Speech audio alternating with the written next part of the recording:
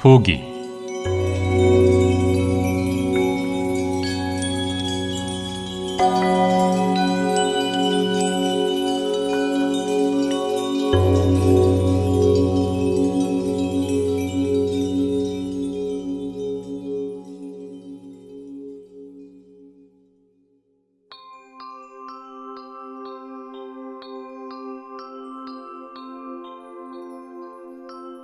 선불교는 물론이고 그간 2000여 년 동안 지금까지 불교는 그 수행의 목표를 깨달음, 존재의 참모습에 대한 바른 이해에 두고 있다는 것은 우리가 모두 주지하는 사실입니다.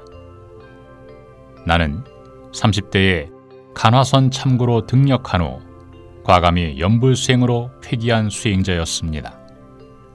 깨달음, 견성이란 붓다 이루는 공부의 시작에 불과하다고 견성의 진정한 의미를 밝힌 바 있습니다.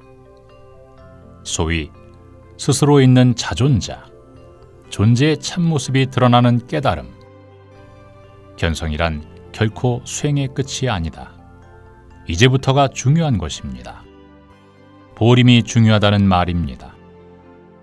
부름계와 중계를 선지하고 나 없는 투타행으로 나가야 합니다. 그래서 나에 대한 착이 떨어져 나가야 거기가 아라한이라는 것을 알았습니다. 보살은 여기서 중생을 위한 이타행으로 나아가서 오직 거룩한 부처님의 가피로만이 그 성과를 얻을 수 있다는 것이라고 분명히 말해두고 싶습니다. 아라한이 보살이 되는 것은 하늘의 별 따기라고 봅니다.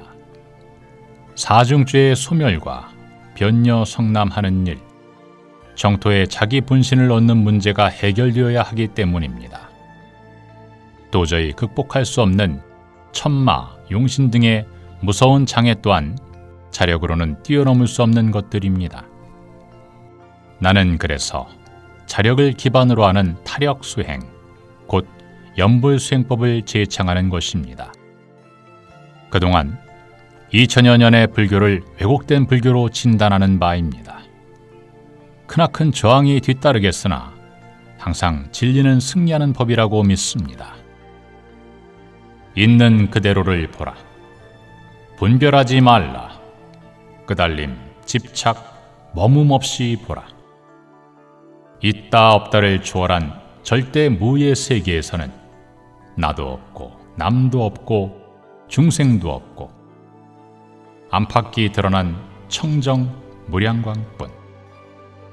특히 공부하는 수행자들이 설사 공을 깨치기 이전이라도 꿈에서나 선정 중에 맑은 물에서 목욕하거나 가사장삼을 수한 스님을 뵙는다든지 햇빛 같은 광명을 본다는 것은 좋은 경계입니다. 천상세계의 하늘빛은 맑고 현란합니다. 윤회를 벗어난 세계인 아라한 하늘의 빛은 더욱 청정하고 밝습니다. 정토세계의 빛은 말할 나위도 없습니다. 연불하는 행자라 하더라도 마에 섭수되어서 밝은 빛을 보는 경우도 있습니다.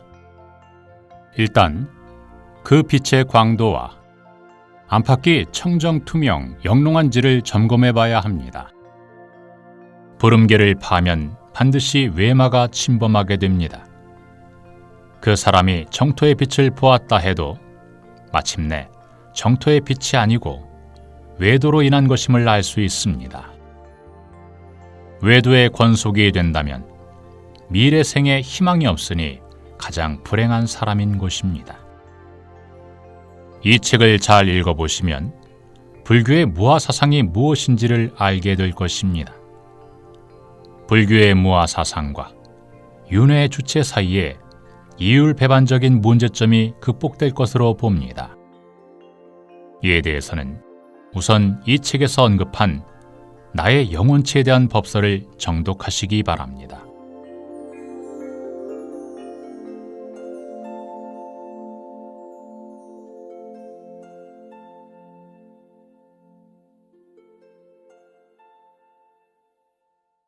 나는 아직 보림 중에 있습니다. 처음으로 불과를 이룬 수보리 사리불 존자는 조용히 보림을 마치고 그냥 반열반에 드셨답니다. 처음 불과를 이룬 이들은 완벽한 자기의 불신을 만들고 네 개의 영체를 무량광과 일치시켜 자기의 불신과 격을 같이 하는 나머지 작업에만 혼신의 노력을 다할 뿐 어떤 신통이나 명예에도 관심이 없습니다. 완전한 붓다를 이룬 후에는 미래제가 다하도록 대승보살도를 펴기 위해 다시 남선부주를 찾는 것입니다. 붓다를 이루려면 부처님을 친견해야 합니다. 부처님을 만나지 못하면 보살이 닭업생 동안 보살도를 닦아도 붓다를 이룰 수 없는 것이 마치 훌륭한 재상이 그 자리에 오래 있다 해도 황실의 태자가 되지 못하는 것과 같습니다. 부처님을 만나는 일은 재상이 황실에 탁생하여 황태자로 태어난 것으로 보면 맞습니다. 당대에 불과 이룰 뿐이 아니면 이런 행운이 따르지 않습니다. 친견 후 법문을 들으려면 또 어려운 관문을 통과해야만 합니다. 이후 부처님을 만나 부처님의 지도를 받습니다. 백천삼매, 부처님의 삼매에 들 수 있는 공부를 합니다. 대적정 삼매를 반드시 자기 힘으로 들어야 자기의 불신을 얻습니다. 이제 정말 우주의 주인이 되는 것입니다. 다음 기회에 다시 법문할 것을 바라면서 끝으로 첨언하고자 하는 것은 남선부주 인간들이 너무도 교화하기 어려운 강강 중생들이라 더욱이 말세에는 내가 예수다, 미륵이다 자처하며 나서는 사이비 구세주가 항상 10손가락 정도는 되는 것 같습니다. 관념적, 추상적인 설법만으로 어찌 머리를 끄덕일 수 있으랴 싶어 여기 성중, 보살, 붓다를 판별하는 최소한의 기준을 제시해 드리겠습니다. 소위 삼신, 삼명, 사지, 오완, 심력, 사무소외, 대자대비 등 18불공법 외에 다음의 객관적인 기준을 들어봅니다.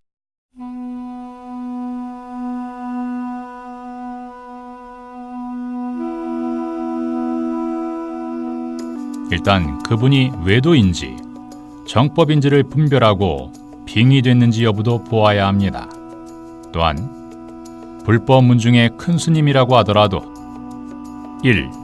부름계를 비롯해 술, 담배, 고기, 우유, 그리고 영양제, 주사 등은 성중이 되고 극락정토 이상 왕생하고자 하는 이라면 금기해야 하는 것이니 무엇보다 계행이 있는지 여부를 살펴서 판정하십시오.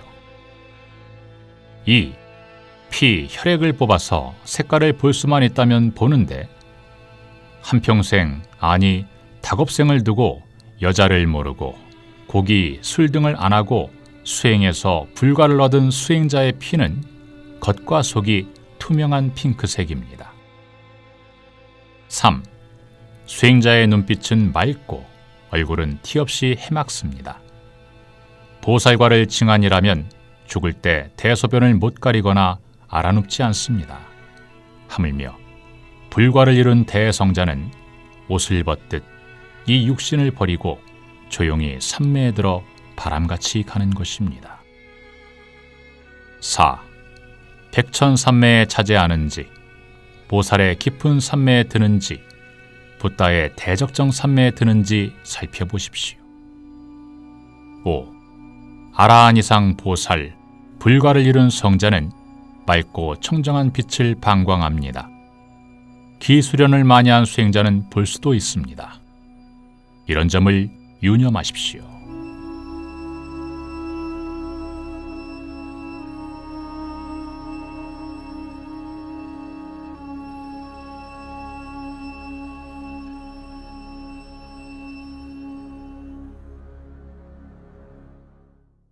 또한 공의 저편을 볼 수 없는 중생들로서는 그 어른이 불신을 가지고 있는지 오한을 갖추었는지를 알 수 없는 일입니다.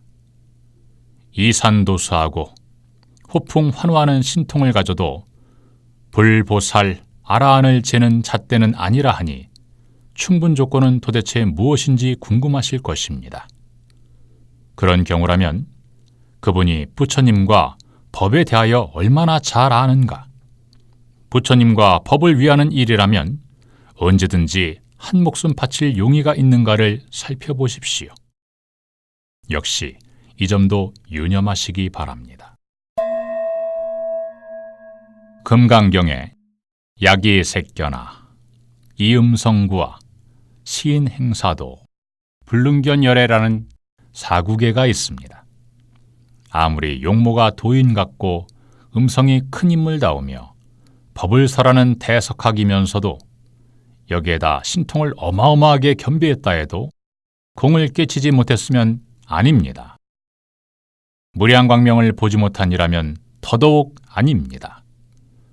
불신을 친견 못했거나 부처님의 법문을 듣지 못하면 붓다가 아닙니다. 자기의 불신을 얻지 못했으면 절대로 붓다가 될 수 없습니다. 이 점을 다시 한번 분명히 일러드립니다. 50년 동안 잠을 안 자면서 선정에 들고 반평생을 먹지 아니하고 살아 수행하거나 또 몇십 년을 눕지 않고 마음 공부만 했다 해도 진짜 부처님을 뵙고 법문을 듣지 못하거나 자기의 영체가 빚덩어리가 아니고 또한 자기의 불신을 얻지 못했다면 그는 절대로 붓다가 아닙니다.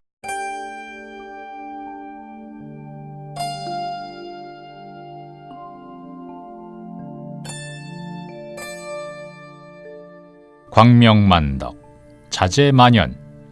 처음에 우리는 스스로 붓다라 하지 않았습니다. 부처님께서는 임금같이 말하고 누운 풀처럼 행동하라 하셨습니다. 그러나 이제 우리는 부처님의 하명에 따라 왜곡되고 왜소화된 말세 불교를 혁파하고 이 땅에 부처님의 정법을 심어야 할 막중한 임무를 수행하기 위해 붓다임을 당당하게 선언하고 세상에 나온 것입니다. 미중유의 법설을 한 이유는 오직 부처님의 정법을 드러내고자 함입니다. 아직 드러내지 않은 소식이 몇 배는 되고도 남습니다. 우리가 수행승이기 때문에 제대로 부처님의 정법을 드러내지 못한 것 같아 아쉬움이 남습니다. 이 책을 끝까지 정독하여 주시기 바랍니다. 더욱 정진하겠습니다. 독자 여러분의 행운을 기원합니다.